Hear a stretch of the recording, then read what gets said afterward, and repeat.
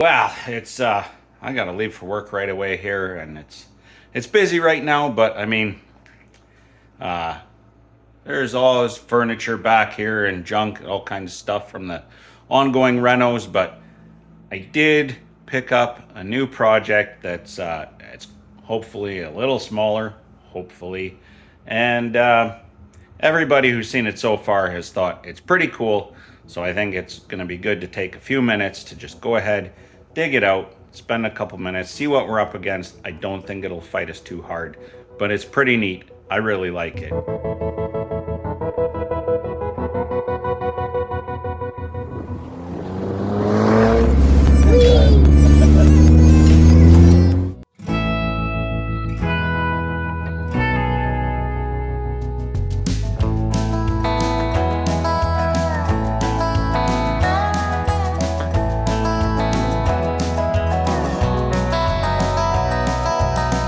I'm going back to the place I ran from. Palm trees, broken roads, desert dust bowl sun, where the billman will call you almost every week. Which bills to pay today, what's left in the fridge to eat. Where stars frame the night, born out of dreams, just close enough to give hope, but too far to reach. New for 1965, and as it turns out, only for 1965, the Toro Flymo 19. That's right, it's a mower without any wheels. And this idea seems to have not caught on. So the Flymo, again, only produced for 1965. Some were still on sale from what people can find in 66 at a reduced price. Just didn't catch on. Fair enough, if it's not running, you gotta carry this thing around. To adjust the cutting height, there's only two options, and basically you unbolt the blade, put a spacer between the blade and the engine to lower it down so it lowers your cutting height. It's a two-stroke, which is a little different for me to come see. I don't really have a lot of time right now, as I mentioned, so I just want to see if it's got spark. I'm sure we'll have to clean the carb as per usual. But the seller didn't seem to think it was going to fight me a whole lot, and I sure hope they're right. What did I do with that starting cord that we had? Well, you know what, actually, I'm not going to do anything with it. Let's save a little time and energy, and we'll let Milwaukee help us out. 11/16. Here we go, I guess. I don't see any spark there.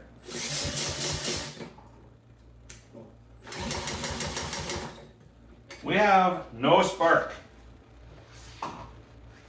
which means this cover's going to have to come off, and I'm going to have to learn all about that. Well, I'm back from work. A little bit of dirty engine oil stains on the shirt. Whatever, that's par for the course. On the other hand, I found out why we have no spark. It's actually the throttle control here was shut off. So now with it turned slightly on, can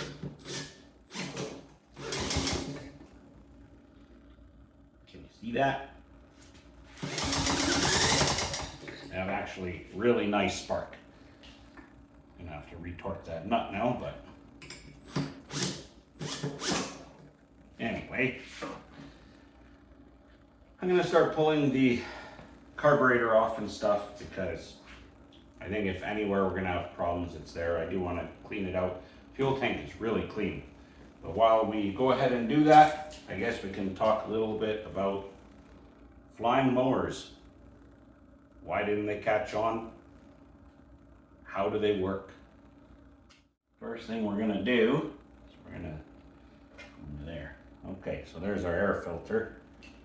Kind of got a mason jar kind of thing going on. It's actually not too bad.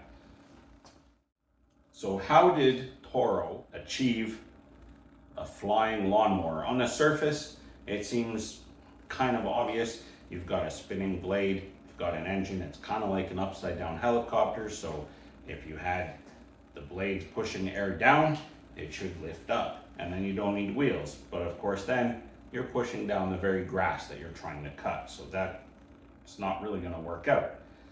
Also might be a little bit unstable. So what Toro did is they made this thing very lightweight. Being a two-stroke, it's very lightweight and relatively high power output. Also, the deck is fiberglass. So this whole thing,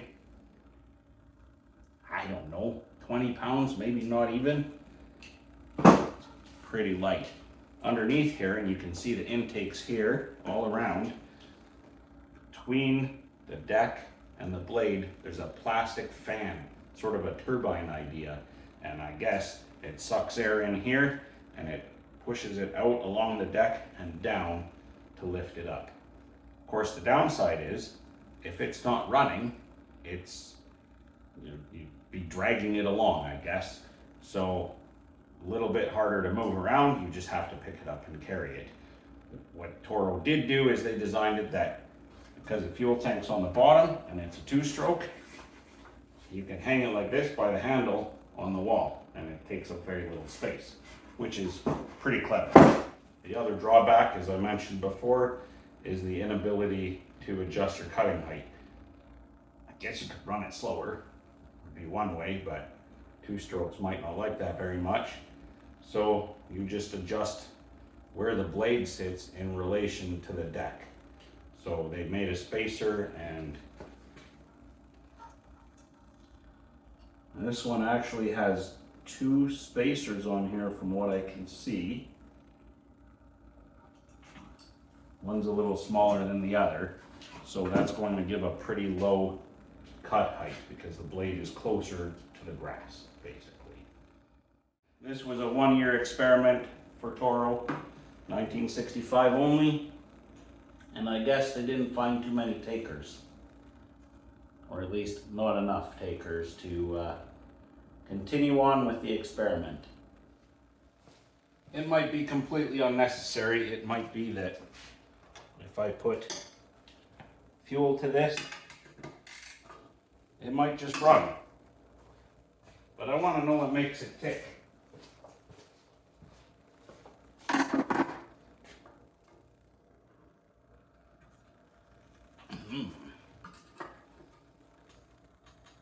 There we go.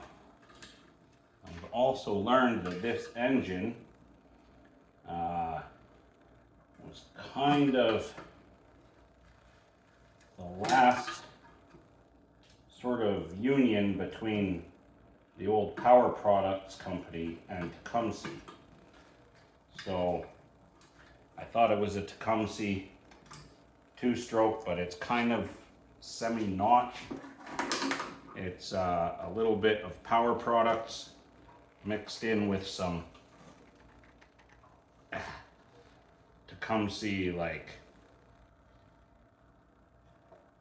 it's a Power Product block and cylinder, and then some Tecumseh stuff attached to it, evidently. I don't really know. That's kind of the impression I gathered from some brief online research. Did it come off now? Yeah. Okay. Air governor. Pretty simple. Missing the recoil starter, but that's okay.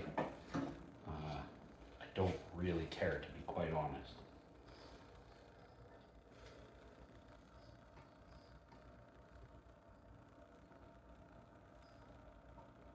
I think we'll pull this off because it's already loose and it'll be easier to get to the rest of this. Come on.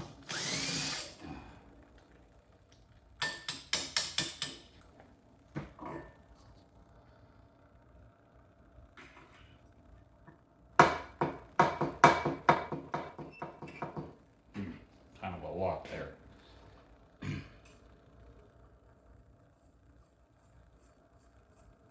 Hopefully this doesn't fight too hard. You didn't.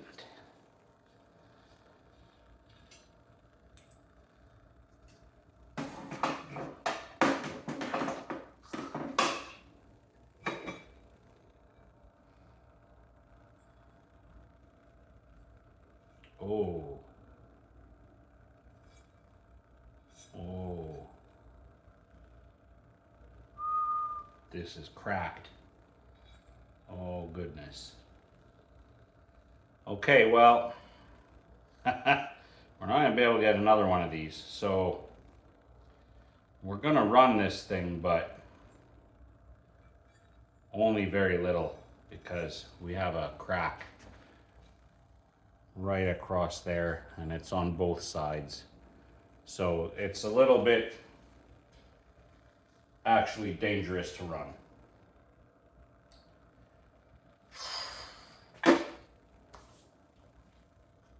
I hope this doesn't come back to bite me. Which pretty much guarantees it's going to come back to bite me, right?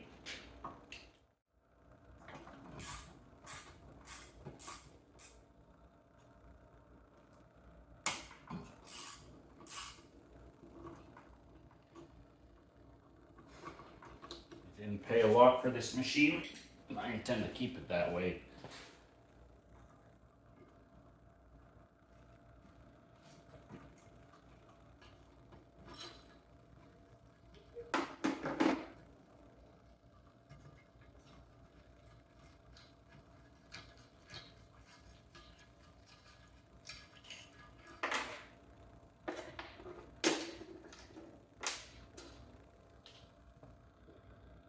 Like, that's a mason jar lid. Come on.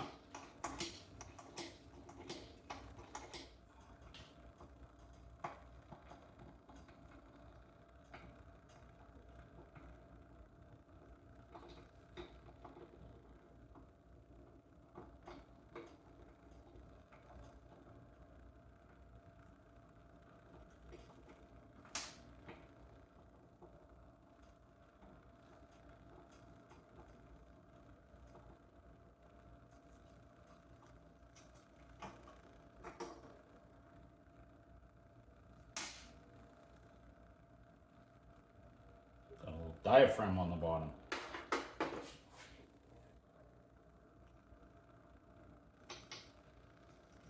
Spacer and what I'm assuming, yeah, our reed valve. There's the crankcase. Well, let's clean up this carb. Let's zoom in. This is a tiny carb. There we are. Poor little thing. Not much to this carb, to be honest. Looks like we got a high and a low. Which is which? I couldn't tell you. Pretty loose throttle shaft. I'm not going to pull the throttle or the choke out. Just going to leave those there. Just pull out this little diaphragm guy, and that's probably about it. It seems to be a pretty simple carb, just basically fuel in and the needles, and that's kind of that.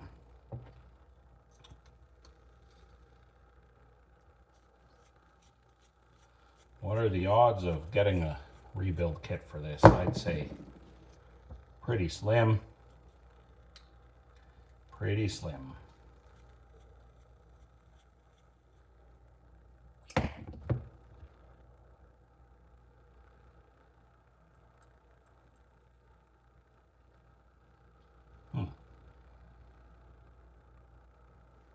Little needle there.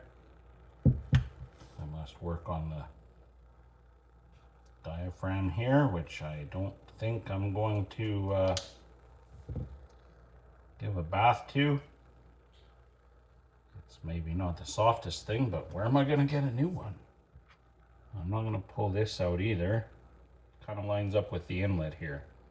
So it's probably just a little poppet to meter fuel in and out of here, and then you've got your, these are going into whatever's behind there. I'm not popping those out. The big screw here half, 1, yeah, not quite 1.5.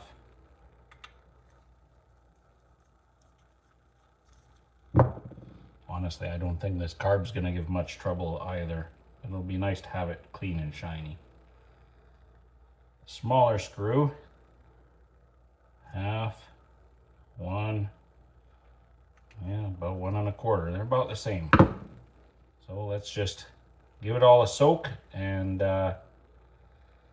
when it's done, hopefully this will look really nice. Oh yeah, high.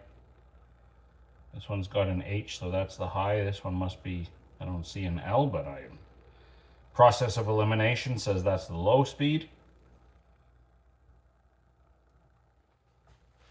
Bath time.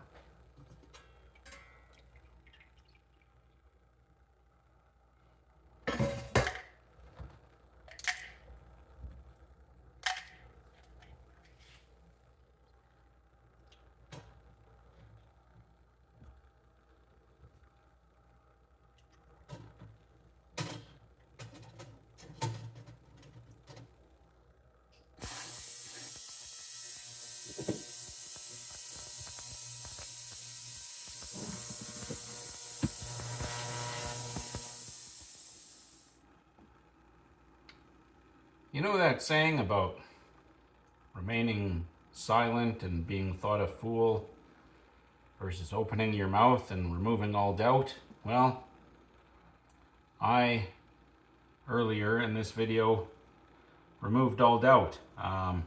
Simply didn't really do a lot of research, just kind of looking for parts and what I could see on jacksmallengines.com and so on. I thought that hover mowers were uncommon. They're not. There's loads of them. There's Toro still makes them. Husqvarna, Stiga, a company called Air Force. There's a whole bunch of different ones. Of course, it's 2025, so there's electric ones. I still haven't ever seen anybody use one, ever, or talk to anybody who's ever seen one in use. So they're obviously not that great. I did find a Consumer Reports review on this very machine, and they didn't seem to like it very much. I did find on Toro's own website, amazingly enough,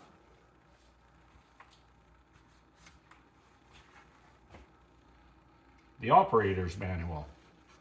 It does have a bit of a parts list, but nothing for the engine, unfortunately.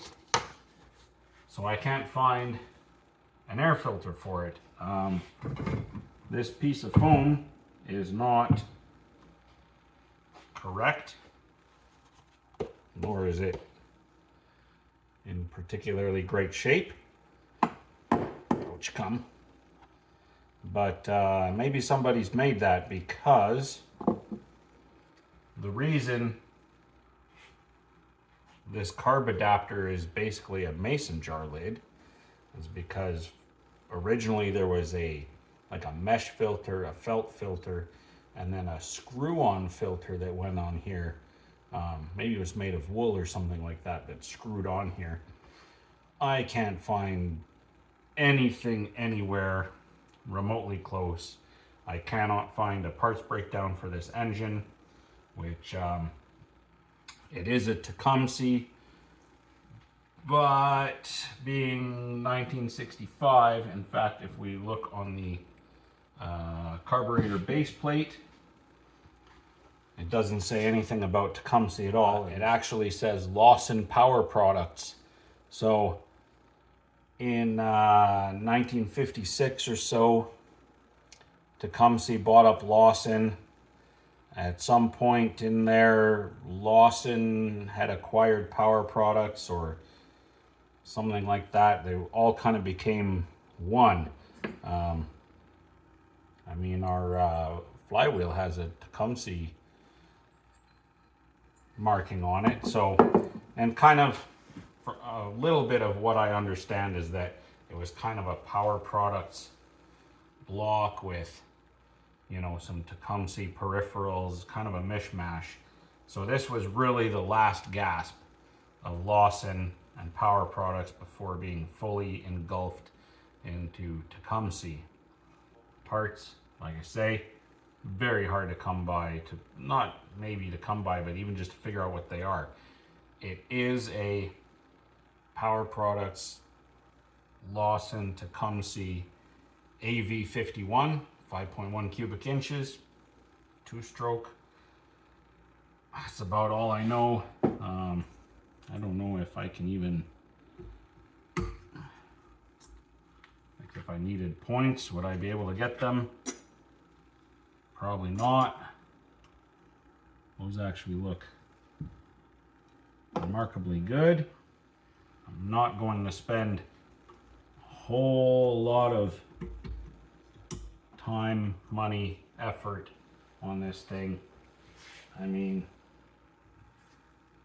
really, I was just curious to try it out. So if I get to do that much,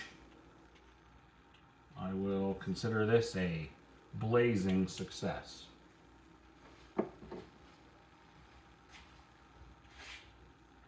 At the moment, I don't see any real reason that we won't be able to try it out.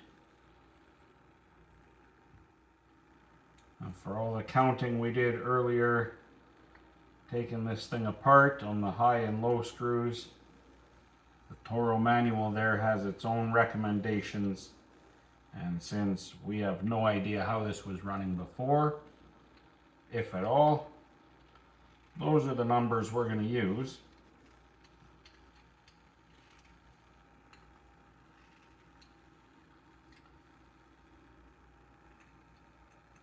So I'm just going to gently close those. And the high speed, which is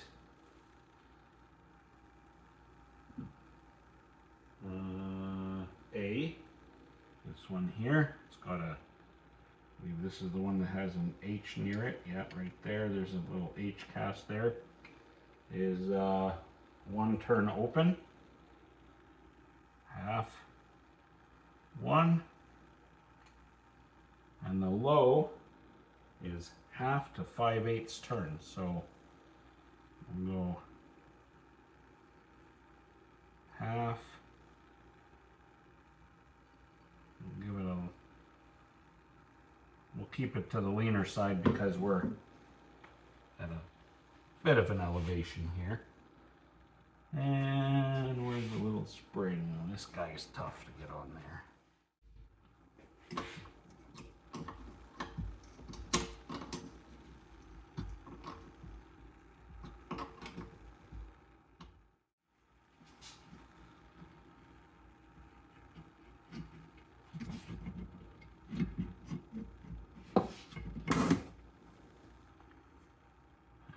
Cannot forget our jam jar lid.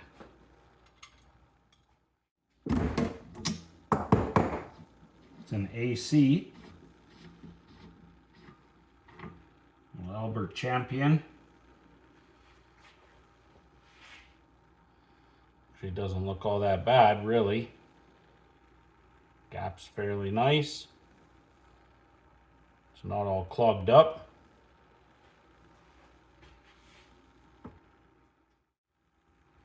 This little fella has a bit of a collar on it, if you can see it there, and that fits down into the hole on the starter cup.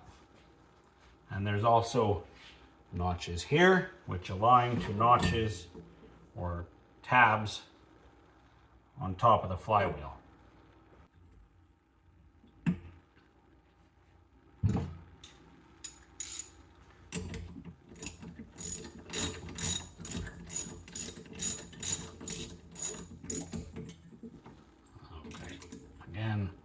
I don't know what the torque spec is for this, so I'm just gonna get it as tight as I kind of humanly can.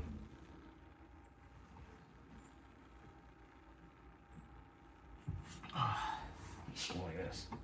There we go.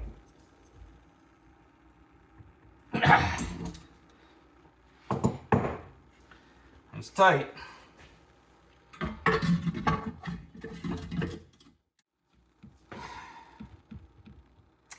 Well, now that we're back together, this all over the place says to use a mix of 16:1, using 30 weight oil, just straight 30 weight mixed into the gas. From what I surmise, newer two-stroke oils are a lot more advanced than that, and we can pretty safely run about half that, like a 32:1. Still gonna smoke like a locomotive, so obviously I don't want to do that in here right now, and I don't want to take it outside because it's nighttime. But for proof of concept, I think it's time for a little bit of Dr. Pepper, just to see if we have any life here at all. This might be really ill-advised. I'm gonna open this window right away, actually.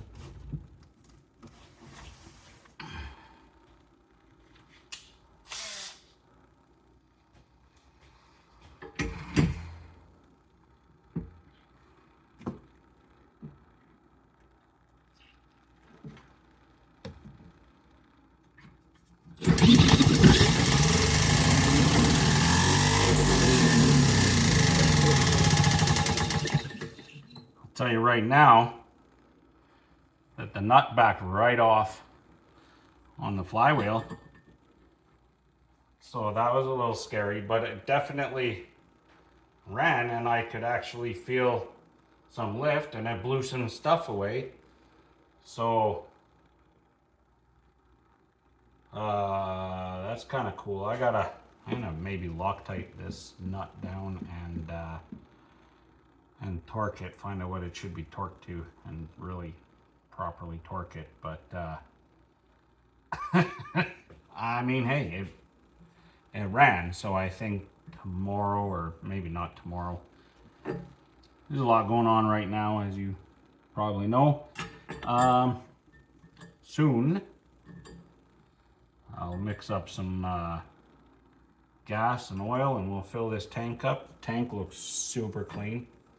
And we'll put it together, and we'll go cut some grass. 1965 style.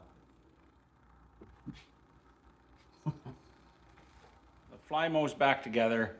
Did a little bit of digging. I know it's a 7/16 flywheel nut. Most small engine flywheel nuts of this vintage and that size torqued anywhere from 25 pound-feet on really older engines to about 40 with this vintage. I torqued it to 40, heard a bit of a snap that I didn't like, took it apart, looked at it. Did the crack get worse? I think it did. So I put it back together, a lot of Loctite on the nut, and I went to 30, and it didn't make any bad sounds.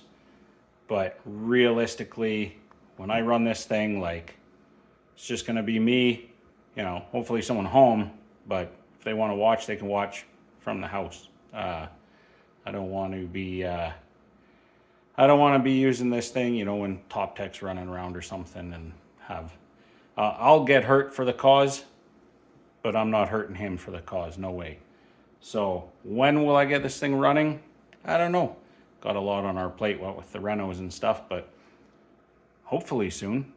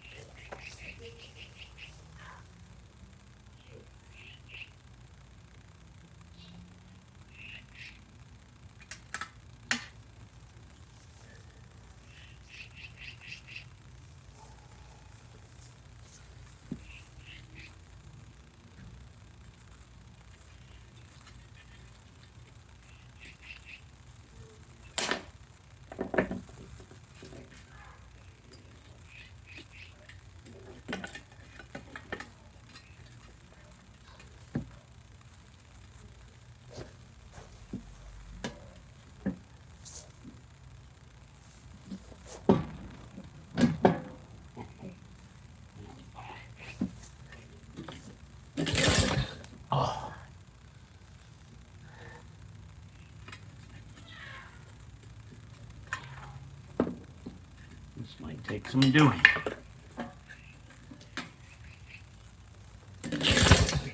Okay, plan B.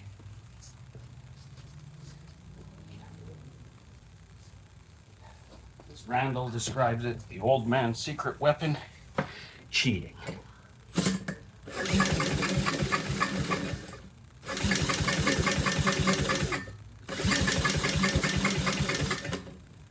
Come on, you.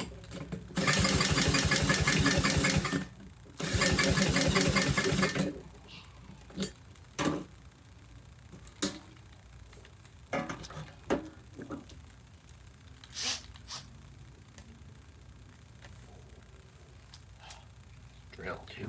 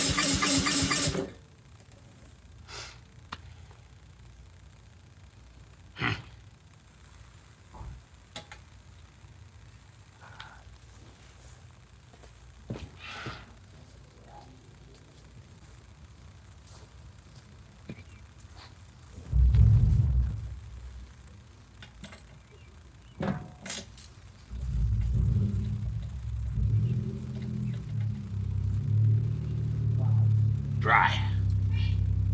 Card might not be working.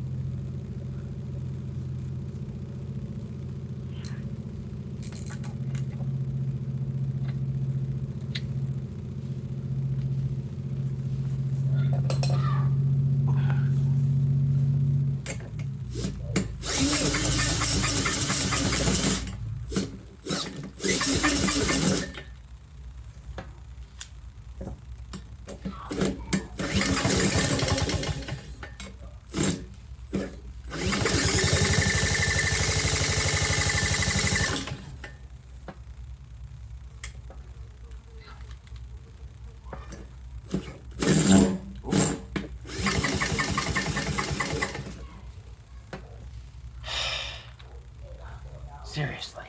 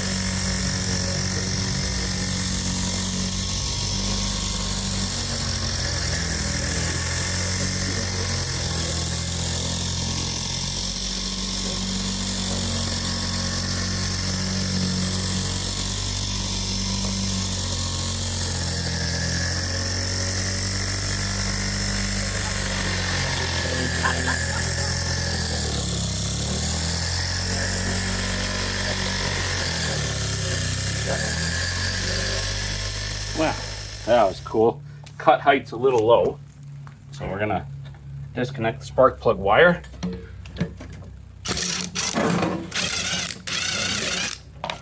Pop that spacer out.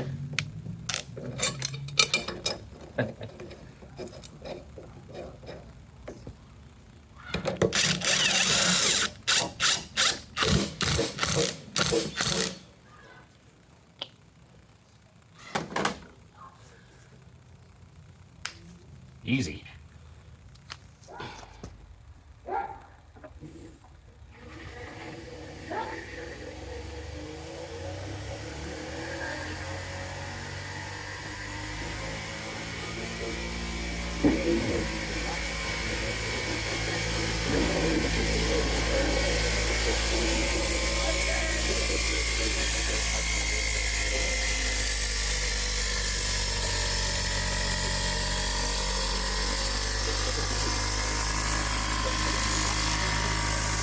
What a 2.6. The hell is that? A leveler?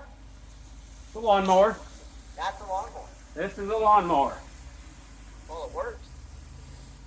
I think the engine's a little tight. But yeah, it's 1965 Toro. Oh, you know it's gonna last. Wild. Yep, what's lasted this long? It's got, it's two-stroke. It's got no wheels. It's got a fan under it. And it just floats. That's so weird. Very weird.